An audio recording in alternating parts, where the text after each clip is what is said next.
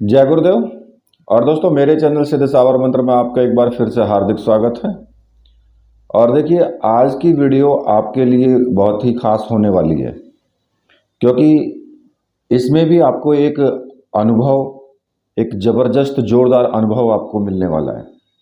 क्योंकि जो कर्ण पिशाचनी साधना है, कर्ण पिशाचनी साधना करने के लिए लोग कहते हैं कि भाई हम कर्ण पिशाचनी साधना कर लें, लेकिन इतना आसान भी नहीं है करना।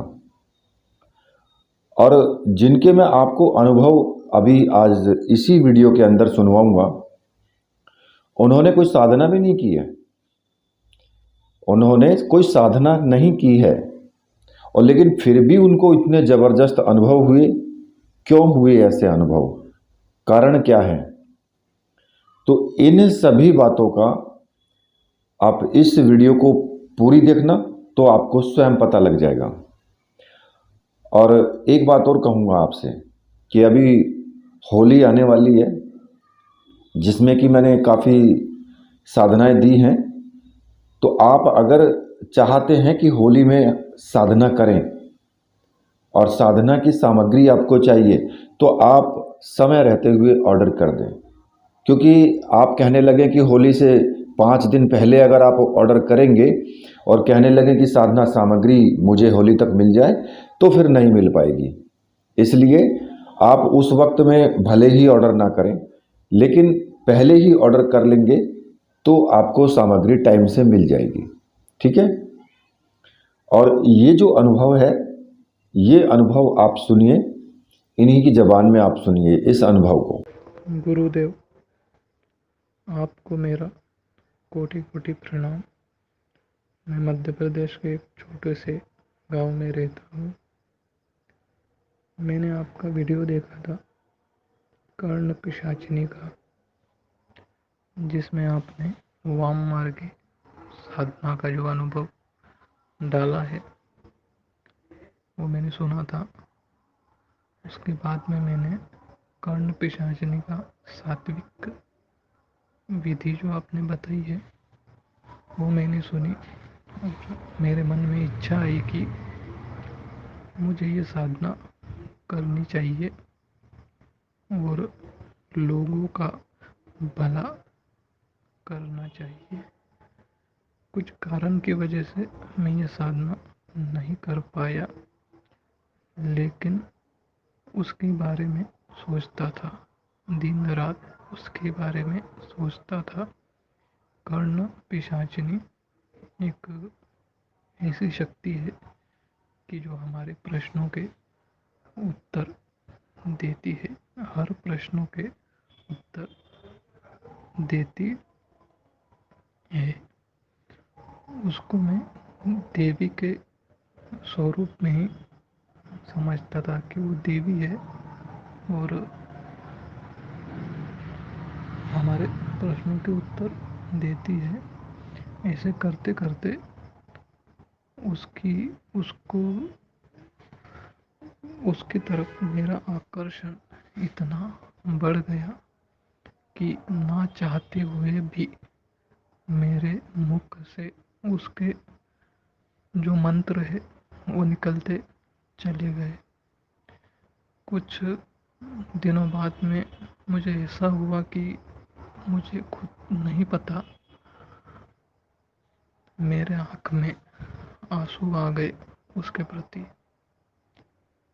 बस यही सोचता था, कर्ण पिशाचिनी कैसी होंगी, कैसी दिखती होंगी, क्या वो भयानक दिखती है, क्या वो किसी अप्सरा की तरह दिखती है। एक दिन मुझे सपना आया कि एक मकान है, उसमें एक लड़की है, पीले वस्त्र पहनकर वो खड़ी है मेरे सामने, और मैं उसकी तरफ देख रहा हूँ। देखते देखते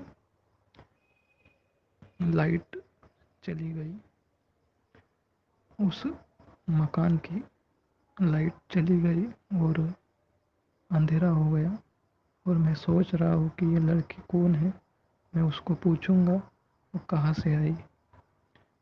जैसे ही लाइट चालू हुआ तो वो लड़की वहाँ से गायब थी, वहाँ नहीं थी। मैंने सोचा ऐसे कैसे हो सकता है, दरवाज़ा बंद है और मैं अकेला हूँ, यहाँ कौन आ सकता है। फिर उसके बाद में मेरी आँख खुल गई। फिर मैं सोया हुआ था एक दिन रात में, कुछ दिनों के बाद में मैं सोया था। फिर मेरे घर के बाहर मेरी गाड़ी लगी थी, बाइक। मुझे ऐसा लगा कि मेरी गाड़ी का कोई हैंडल बजा रहा है, मेरी गाड़ी कोई लेके जा रहा है। मुझे सच में लगा कि सही में कोई आया है। मैं उठकर दरवाजे की ओर बढ़ा और मैंने देखा वो दरवाजा जो था वो, उसमें दरारें थी। दरारों में से साफ साफ दिखाई देता था कि बाहर कौन है, कौन आ रहा है, कौन जा रहा है, कौन क्या कर रहा है। मैंने उस दरार में से देखा कि बाजू में एक घर है, वहाँ पर घर के पास में कोई बैठा है और मेरी ही ओर देख रहा है। मुझे समझ में नहीं आ रहा था कि वो कौन है। मैंने मेरी आंखें बंद कर ली और मैंने मेरे मन में सोचा कि ये कोई मेरा भ्रम तो नहीं है। 2-3 सेकंड बाद में मेरी आंखें खुली तो मैंने एकदम सामने देखा कि एक लड़की खड़ी है, सफ़ेद वस्त्र पहनकर, बिल्कुल नहा धोकर। उसका चेहरा इतना सुंदर था कि मैंने आज तक नहीं देखा। जैसे लग रहा है कि कोई अप्सरा आकर खड़ी है और मुझे लग रहा है कि वो मेरी ओर ही देख रही है। मगर मैं सोच रहा हूँ कि इसे कैसे पता, दरवाज़ा तो बंद है, इसे कैसे पता कि मैं इसे देख रहा हूँ। बिल्कुल मैं ध्यान से देख रहा हूँ कि उसका चेहरा मुझे इतनी दूर से बारीकी से दिख रहा है। मगर उसने ज़्यादा मेकअप नहीं किया था, नॉर्मल मेकअप था उसका। बाल लंबे बाल थे, सफ़ेद वस्त्र पहनकर वो मेरी ओर देखे जा रही थी। मैं हैरान हो गया कि ये है कौन, इसे कैसे पता कि मैं इसकी तरफ देख रहा हूँ। मैंने उसको करीब 30 या 35 सेकंड तक देखा। फिर उसके बाद में वो अदृश्य हो गई, गायब हो गई। फिर मैं आकर सो गया। कुछ दिनों के बाद में मुझे एक सपना आया और मैं कहीं जा रहा हूँ। एक लड़का खड़ा है, उसके पास में एक बॉक्स है पुष्टे का। उस लग रहा है कि उस बॉक्स को उसने जलाया है, एकदम काला सा बॉक्स दिख रहा है। वो लड़के ने वो बॉक्स को मुझे दे दिया और मैंने उस डब्बे को ले लिया और एक लकड़ी ली और ऊपर की ओर से वो लकड़ी को घुसा दिया अंदर और लकड़ी को बाहर खींचा और फेंक दिया तो उसमें छेद गिर गया। उस छेद में से आवाज़ आई, सुनो जी, मैं हूँ जी, सुनो जी, मैं हूँ जी। मैंने पूछा कि मैं कौन। उसने बोला, मैं लड़की हूँ। अब मैं हैरान हो गया, मेरा सपना खुल गया, मेरी आंखें खुल गई कि ये क्या है। फिर मैं एक सपना आया मुझे और मैं एक रास्ते पर जा रहा हूँ गाड़ी लेकर। बीच में एक पुल टूटा है, बाजू में से रास्ता है, रास्ता बहुत खराब है। एक लड़का है, वो बोल रहा है कि यहाँ बाजू में रास्ता है, यहाँ से जाओ। फिर मैंने उस रास्ते को देखा तो कई गड्ढे थे, बड़े बड़े पत्थर थे। मेरा अब घबरा रहा हूँ मैं कि कहीं मैं गाड़ी से गिर ना जाऊँ। तो वो लड़की ने बोला कि मैं आपकी गाड़ी लेके जाता हूँ आगे, आप पीछे पीछे आइए। तो वो लड़का दूर चला गया और मैं उसके पीछे पीछे आ रहा था। रास्ते में एक कोई गांव था, वहाँ पर एक खटिया डली थी। उस खटिया पर एक औरत और एक 12-13 साल की लड़की थी जो सोए थे। वो औरत खटिया पर नीचे सोई थी और वो लड़की उसके ऊपर। और वो मैं उसके उनके तरफ देख रहा हूँ कि वो दोनों, वो औरत और लड़की, वो दोनों आपस में संभोग कर रहे हैं। संभोग मैं देख रहा हूँ, मैं हैरान हो गया कि ये क्या है। मैं वहाँ से चले आया। मैं हाईवे पर गया। वो लड़की जो थी वो औरत के पास में वो फिर से आई। उस लड़की को मैंने देखा और मैं बोल रहा हूँ कि ये लड़की को उस औरत ने ही भेजा है मेरे पास में। मैं बोलने के लिए मुझे बिल्कुल भी अच्छा नहीं लग रहा है, लेकिन उस लड़की को उसने भेजा है, मैं ऐसा बोल रहा हूँ। देखते ही देखते वो लड़की मेरे पास में आई और बाथरूम करने लगी। फिर मुझे अच्छा नहीं लगा वो और मेरा सपना खुल गया। उसके बाद मैं एक रास्ते पर जा रहा हूँ। कहीं से एक जानवर आया, बहुत ही भयानक दिखने वाला, नुकीले दांत उसके, बहुत ही खतरनाक, जो डायनासोर होता है उसी तरह था वो। मेरे पीछे पीछे आ रहा है और मुझसे वो कहने लगा कि मेरे बारे में तू क्यों सोच रहा है, तुझे समझ नहीं आ रही है। फिर ये मैंने सुनते से ही मैं भागने लगा और वो मेरे पीछे पीछे भागने लगा। उस जानवर ने मुझे अपने मुंह में जकड़ लिया। उसके नुकीले दांत मेरे शरीर में गड़ रहे थे और मैं चिल्ला रहा था कि यहाँ तो कोई नहीं है मुझे बचाने वाला। अब मेरी मृत्यु निश्चित है, मैं मर जाऊंगा। उतने में ही मेरी आँख खुल गई, मेरा सपना टूट गया।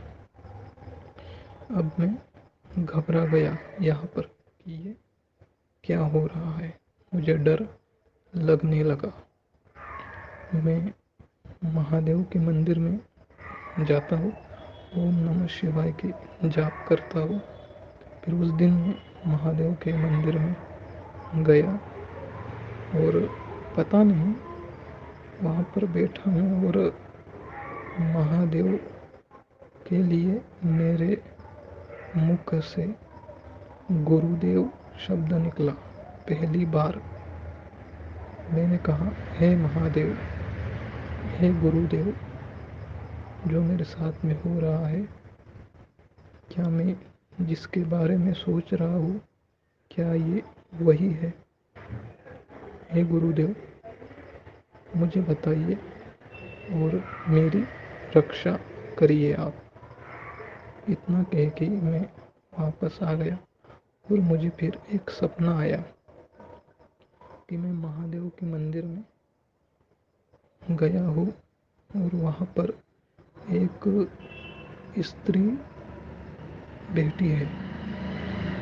तो तोते का कलर जैसे होता है, उस तोते मिट्टू का कलर जैसे होता है, उस कलर की उसने साड़ी पहनी है और जैसे मानो कि नहा धोकर बेटी है, बिल्कुल देवी के स्वरूप में दिखाई देती कि कोई देवी ही बेटी है। लेकिन उसको मैंने देखा तो वो कोई ध्यान में है, उसकी आंखें बंद है और उसके हाथों में एक माला है। उस माला से वो कुछ मंत्रों का जाप कर रही है। मैंने महादेव से आशीर्वाद लिया और वहाँ से चले गया। सपने में शाम हुई।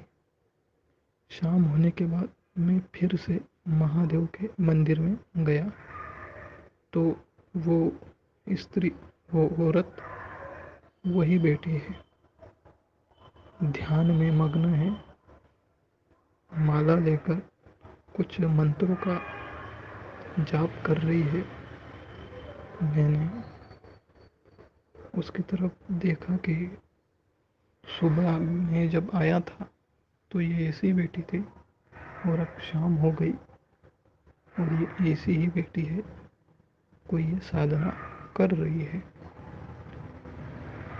तो मैं वहाँ से वापस आ गया। हे गुरुदेव, मैंने जो अनुभव हुआ मुझे, वो सच में बहुत मेरे लिए तो भयानक था। मैं डर ज़्यादा गया तो मैं डर गया ज़्यादा। जो वो जानवर का सपना आया मुझे तब, उसके बाद में मेरे रोंगटे खड़े हो गए।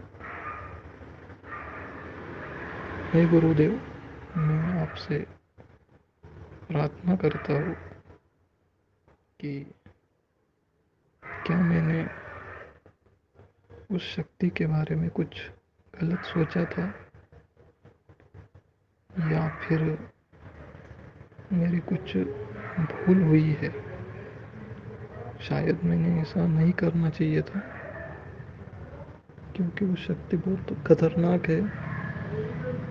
अगर मेरे से गलती हुई है तो गुरुदेव मुझे माफ़ करना और मुझे आगे का रास्ता क्या है, क्या मार्गदर्शन है, मुझे बताइए आप। क्या मैं ये साधना कर सकता हूँ या नहीं? मुझसे क्या गलती हुई है इसमें और क्या नहीं, आप मुझे बताइए।